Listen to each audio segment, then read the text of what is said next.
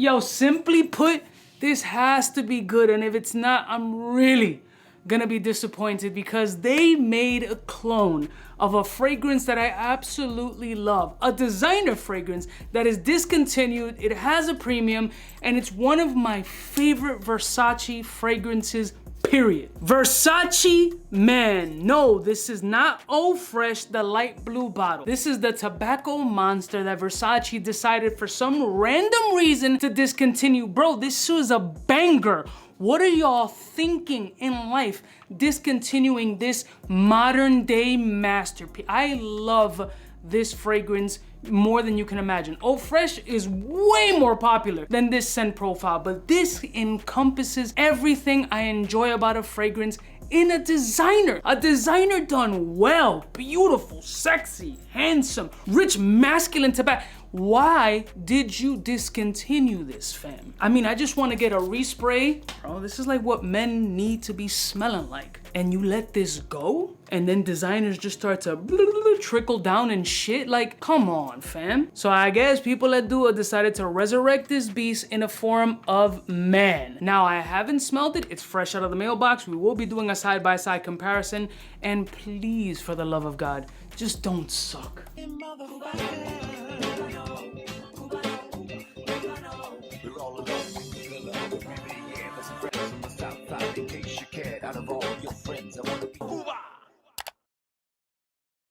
Listen, one of my beautiful peoples, you know who it is. It's your boy, 𝐶 to the 𝐵 today. I'm rolling up the sleeves, dog, because I want this on skin. I'm not even test stripping this joint. This is the fragrance that I requested because once I saw it on the website, I like to peruse and see what new releases are there so I can give my opinion on them. I saw that and I'm like, you don't tell me why. Like, are you bugging? That is my scent. Versace, man, is my scent. And let me break down the notes for you just so maybe you can understand why. So it's a tobacco cardamom fragrance with amber, cashmere, pepper, neroli, bergamot. It's a fire ass scent. But honestly, the shining star is that it has designer elements. It has all the things that you want in a mass appeal scent profile, but in this particular case, the tobacco is the shining star and it's executed gorgerifically. Like the way that this shines off the skin is legendary. And I use this very, very, very sparingly because I don't overwhelm myself with the scent. I know it's gonna be difficult and it really pains me to pay a premium for this scent.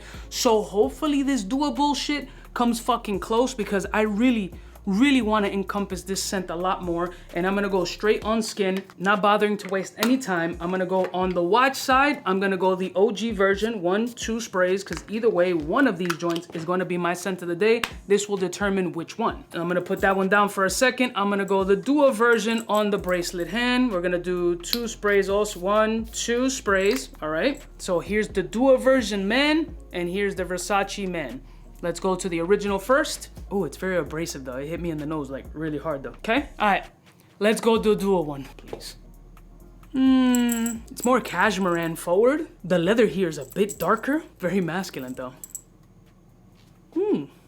Okay, interesting. It's not a 1-to-1 though. Addictive nature.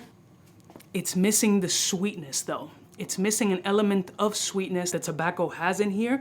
The ambery powderiness with that tobacco sweetness, it's not getting that on this opening section, which really makes the OG pop. Let me let this dry down a little bit more. This joint has the elements of this scrambled. In this opening / mid section, it hasn't found its position into this fragrance. But this one has a little bit more body. The tobacco here is a little bit grittier. It almost smells like tobacco patchouli essence with a little bit of like a Davana kind of oily, cypriol oil kind of energy. A little bit more potent than it is on this designer one. It's like trying to make Versace man in a niche format. That's what it feels like, because this still has designer personality. It's not a crazy beast mode fragrance. It did perform very well. Well, I should say does perform. It's not dead, but it does perform well. But this one feels like you're encompassing the DNAs of this shit and trying to make it a little bit more nichey with bolder ingredients. The tobacco here is a little bit dirtier, a little bit more grittier. The amber here is a little bit more powdery and less sugary. And the greenery in this fragrance is a little bit more oily. See, the original just has a special place in my heart that it really like just blows my nuts off. I love how this smells on me,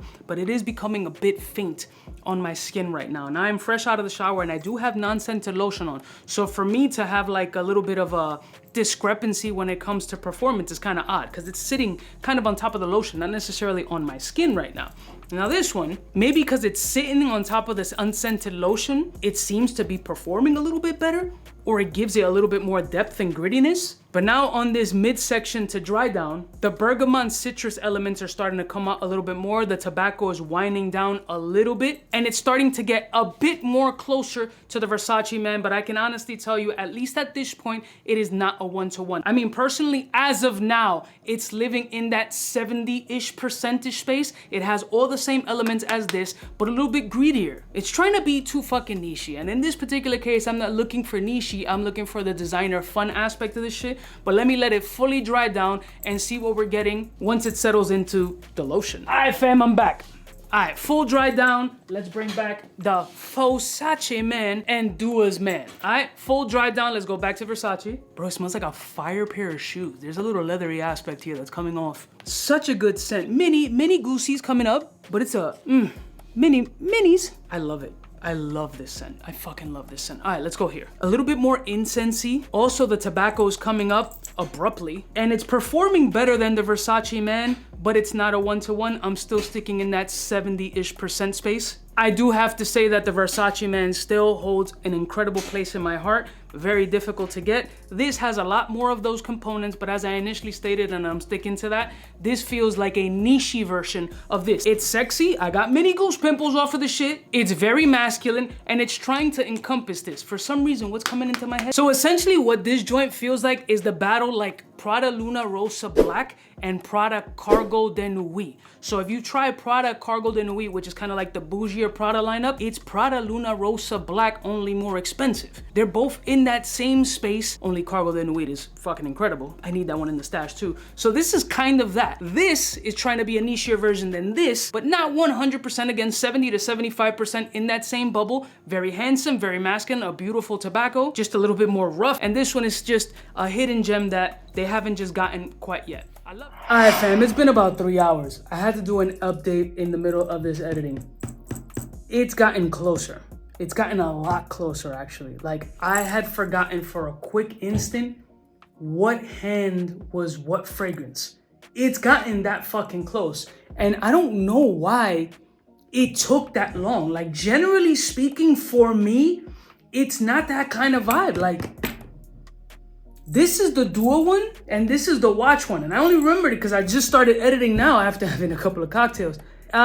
Yeah, bro, it's gotten a lot closer, and they're both hanging in the same space. Again, weird, because this one, the Versace Man, was kind of performing subpar, but it felt like it hit this plateau of like, okay, it's gonna hit here and stay here. And the Dua one, kind of the same, but it's gotten more in that 80 to 85-ish percentile. I love y'all mother suckers from the heart. Don't forget to like, share, and subscribe, and I'll see y'all bitches next time. You know who it is. Biggest in the game. Smooches. For the fly gun holder, money folder, Motorola start tag when it's time to call back. For the rough, rugged, and raw way, this nigga Jay, it's a game, but he don't play. Hey, for all the chicks that got dead in the penthouse suite on top of my mom's crib. It's nonsense you never get in. It's nonsense that you would think that you would.